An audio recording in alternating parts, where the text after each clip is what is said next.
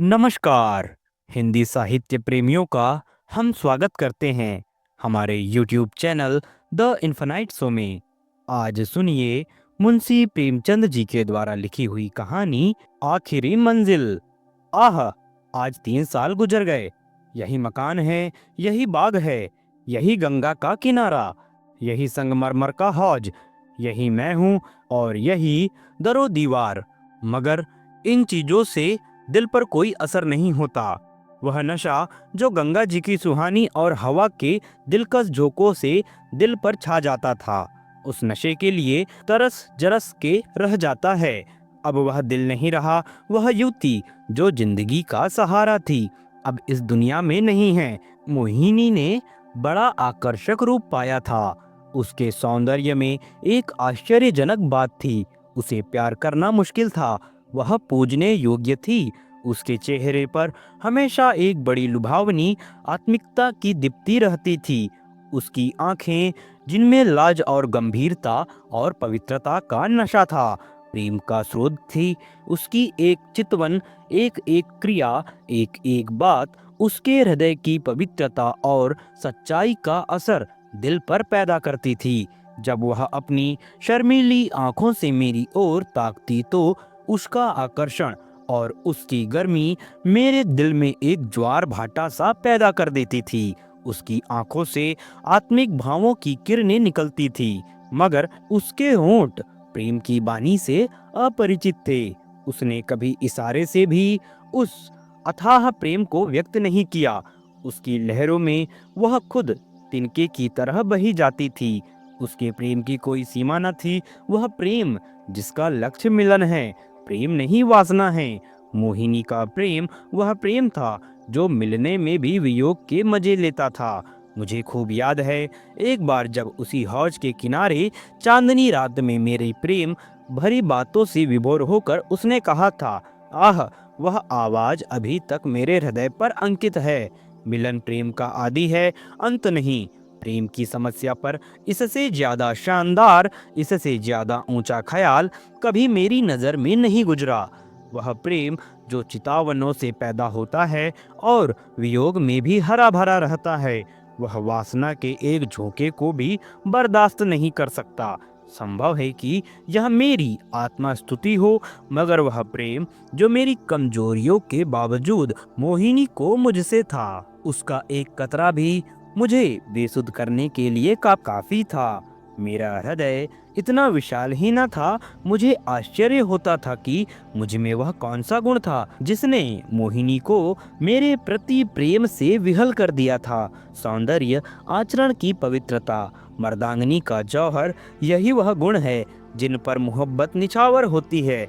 मगर मैं इनमें से एक पर भी गर्व नहीं कर सकता था। शायद मेरी कमजोरियां ही उस प्रेम की तड़प का कारण थी। मोहिनी में वह अदाएं न थी जिन पर रंगीली तबीयतें फिदा हो जाया करती।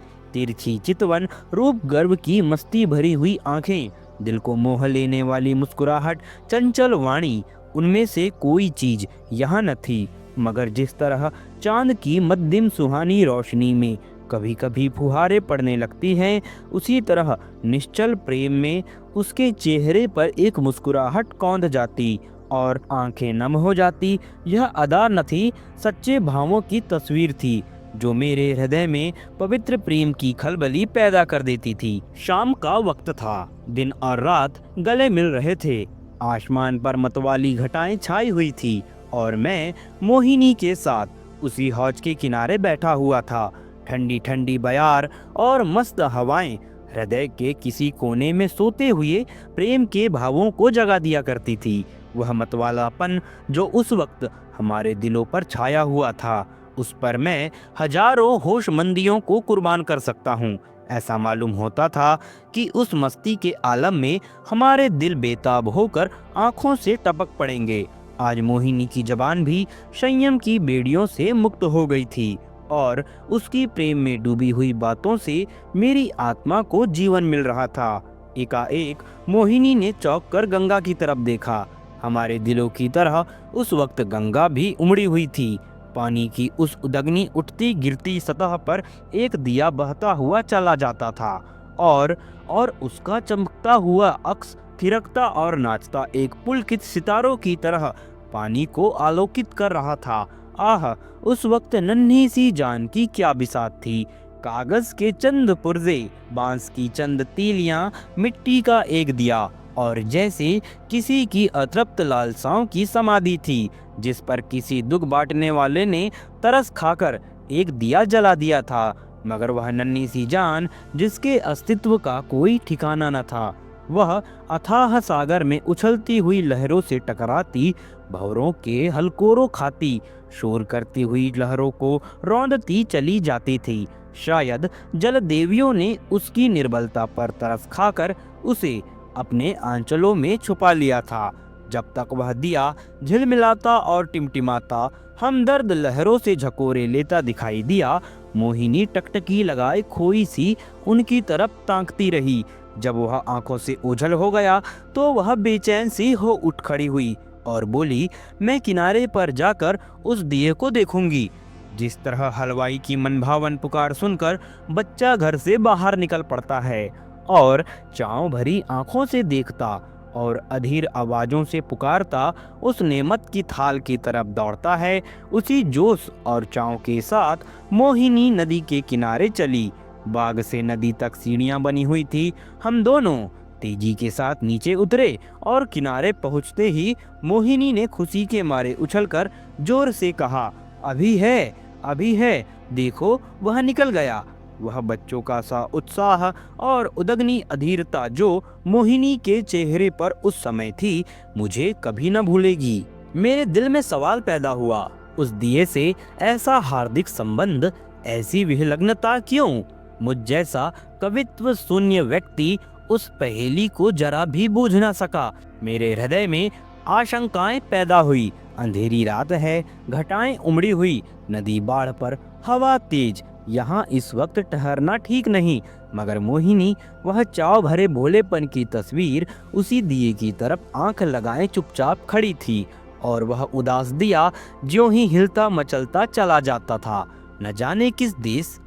मगर थोड़ी देर के बाद वह दिया आंखों से ओझल हो गया। मोहिनी ने निराश स्वर में पूछा, गया? बुझ गया होगा।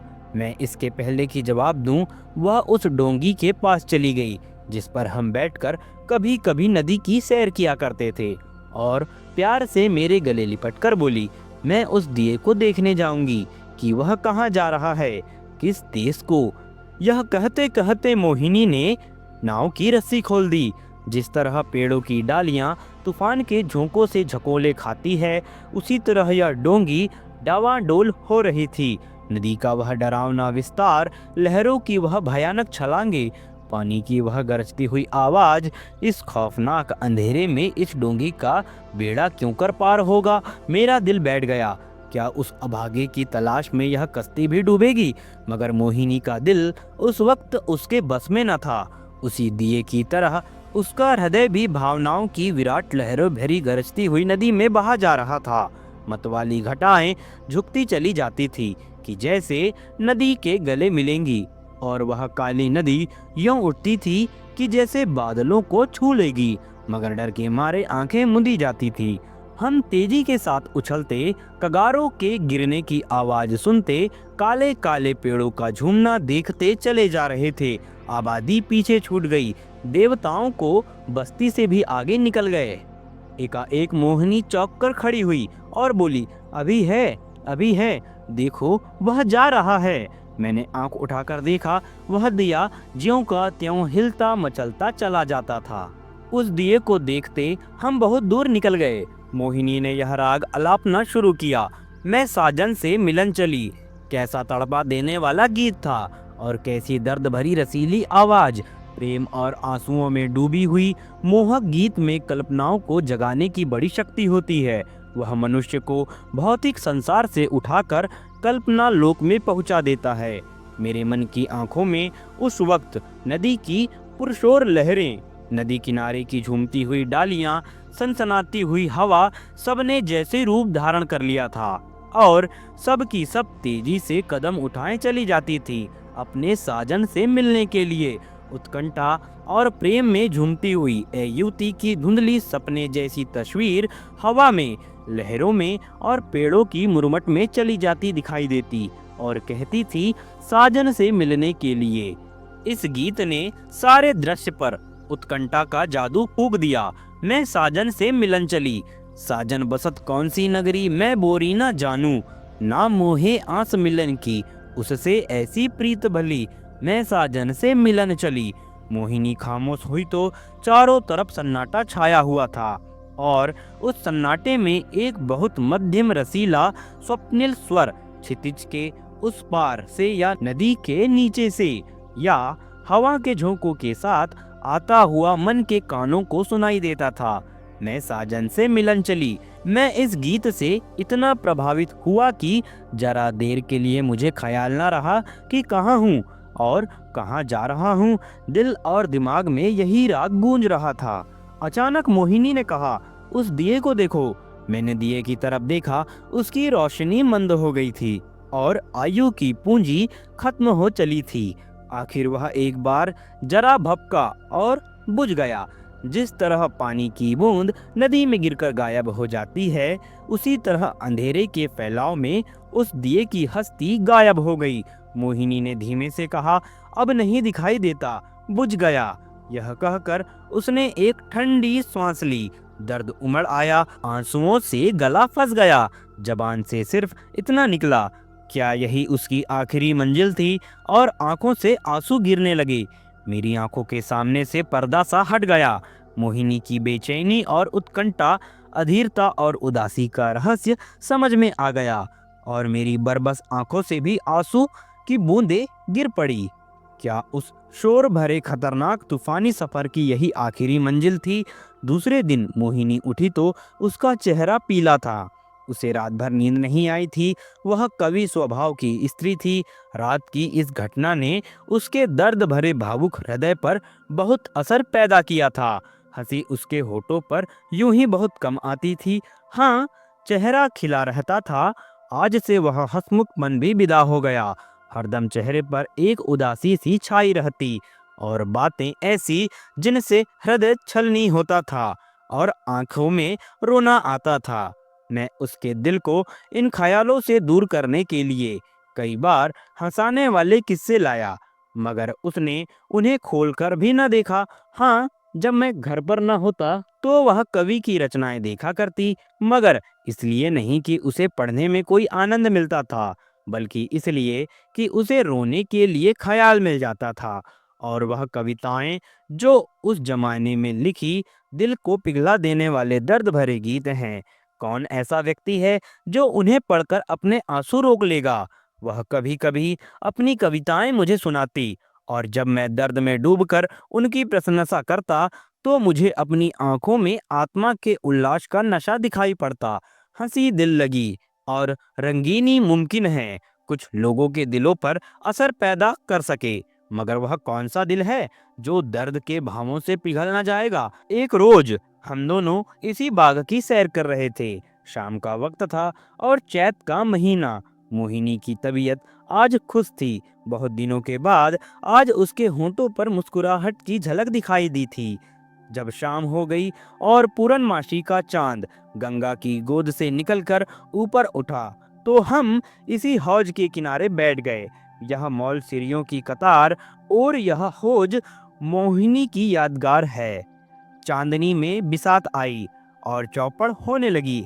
आज तबीयत की ताजगी ने उसके रूप को चमका दिया था और उसकी मोहक चपलताएं मुझे मतवाला किए देती थी। मैं कई बाजियां खेला और हर बार हारा। हारने में जो मजा था वह जीतने में कहाँ। हल्की सी मस्ती में जो मजा है वह छकने और मतवाला होने में नहीं। चांदनी खूब छिटकी हुई थी। एकाएक मोहिनी ने गंगा की तरफ देखा और मुझसे बोली, वह उस पार कैसी रोशनी नजर आ रही है। मैंने भी निगाह दौड़ाई। चिता की आग सी जल रही थी, लेकिन मैंने टालकर कहा, सांझी खाना पका रहे हैं। मोहिनी को विश्वास न हुआ। उसके चेहरे पर एक उदास मुस्कुराहट दिखाई दी और आंखें नम हो गई। ऐसे दुख देने वाले दृश्य उसके भावुक और दर्दमंद दिल पर वही असर करते थे जो लू की लपट फूलों के साथ करती है। थोड़ी देर बाद वह मौन निश्चला बैठी रही। फिर शोक भरे स्वर में बोली, अपनी आखिरी मंजिल पर पहुंच गया। यह थी कहानी मुंशी प्रेमचंद जी के द्वारा लिखी हुई। साहित्य प्रेमियों से अनुग्रह है, अगर आपको हमारी यह कहानी पसंद आती है तो आप हमारे इस YouTube चैनल को सब्सक्राइब जरूर करें, हमारे वीडियोस को लाइक करें, अपने दोस्तों के साथ भी साझा करें। जल्द ही मिलेंगे हर एक नए दिन नई कहानियों के साथ। हमें दीजिए इजाजत। नमस्कार।